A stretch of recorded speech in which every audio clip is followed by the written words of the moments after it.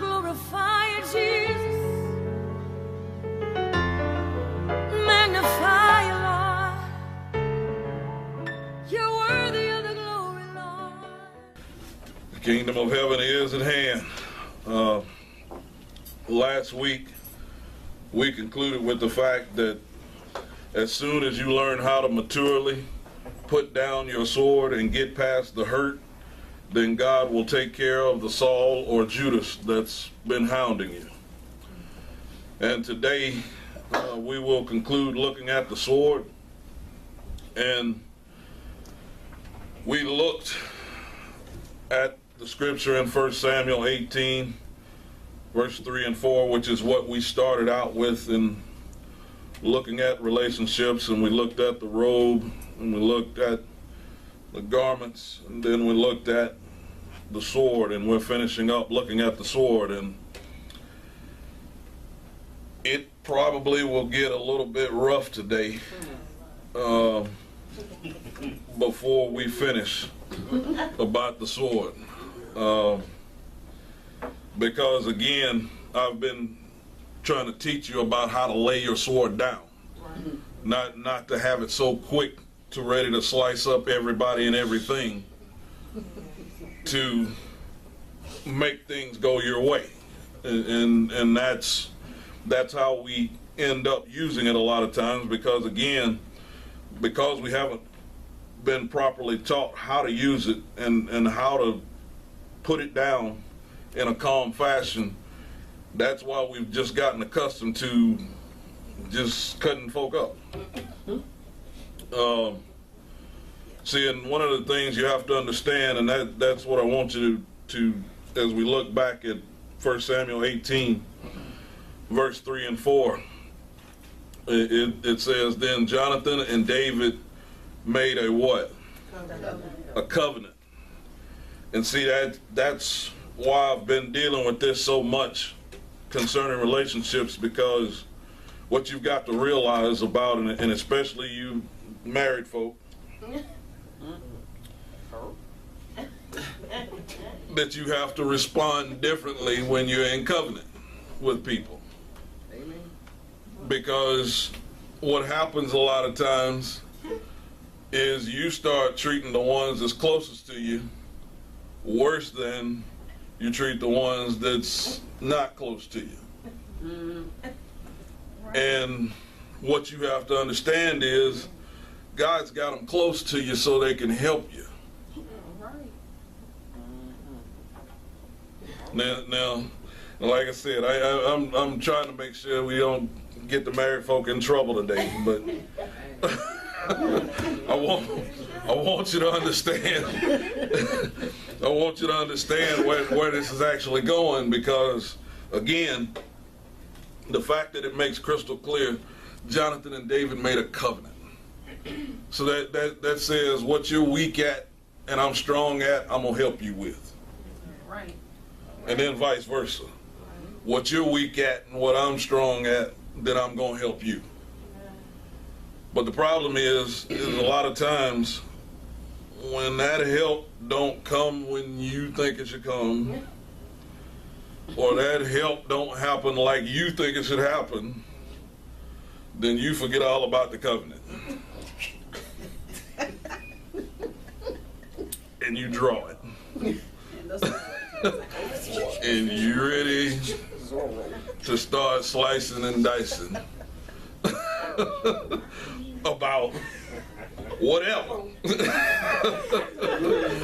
See, it don't matter what it is. You ready to pull that sword out, and you ready to say, look, you should have been helping me by now. You should have understood me by now. We should be on the same page by now. And here's the thing that I laugh at is because you ain't gonna ever get on the same page. You start slicing them up. All right. Because they finna say, you know what? Now I definitely don't want to have nothing to do with you. You trying to hurt me. Why am I going to want to be on the same page with you? And see, that's why I want you to see this about David and Jonathan, because he goes on and says, because he loved him as his own soul. And then in verse 4, it says, and Jonathan stripped himself. See, that's the main key. And we looked at this starting out, but I'm just giving you a quick overview before we get into the part that I need to get to today. Jonathan stripped himself. David didn't strip him. Jonathan stripped himself. See, and that's what you've got to understand about who you're in covenant with. You ain't supposed to strip them. Amen. You trying to undress them, read them, write them, and erase them, and then tell them, now you're supposed to love me back. No, I ain't finna love you back. You just rough me up and think that I'm gonna love you back, especially about this. What you stripped me down about, what you beat me up about, and you think now that I'm gonna just willingly be ready to help you? No, I ain't fixed to be willing and ready to help you. You just beat me up. You just pulled the sword out and started dicing on me, and now you asking me to be nice back to you. No, I'm ready to draw my sword now. Amen. But that's what I want you to see. Jonathan puts his down. And see, that's a sign to show David, look, I ain't trying to hurt you. I'm not going to be trying to hurt you in this. This is about us doing something together. This is about us being together in this. Because he then says, he stripped himself of it, and that was upon him, and gave it, watch this, to David. See, he didn't just take it off and then put it to the side and say, just in case David acts up. This is still mine. He takes it off and he hands it to him. He says, this is now in your control. What I used to protect myself is now in your hands. See, y'all, some of y'all ain't ready.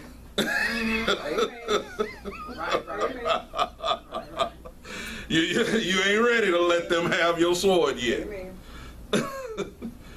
You've been together a while, you've been in a relationship a while, but you still ain't ready to let them handle how to protect you.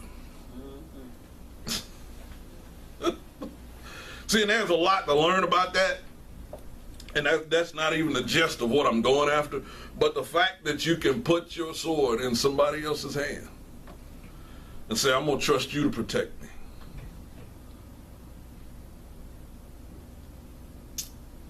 I know. I told y'all, it's going to get rough in here.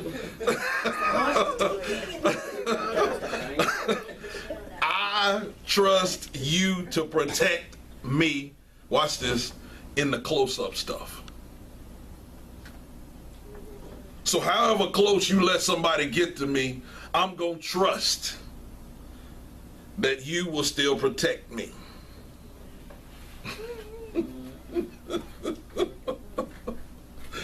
Y'all like, I ain't ready to give my sword up yet. I'm not ready to trust that you are going to have my protection in your best interest.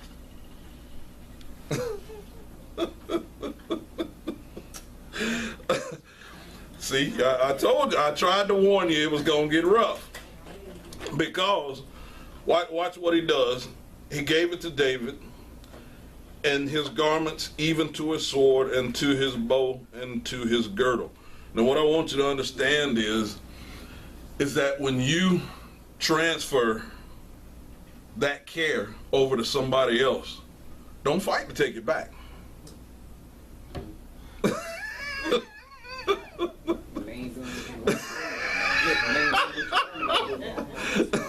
Because you finna have to get your own sword used on you.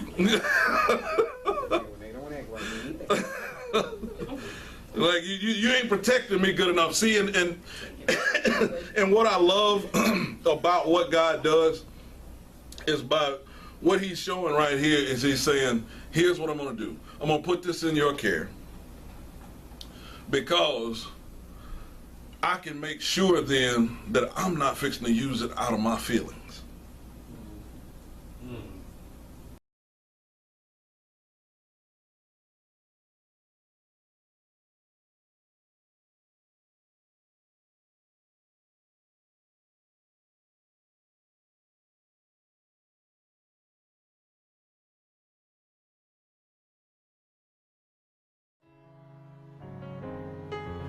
We've come to glorify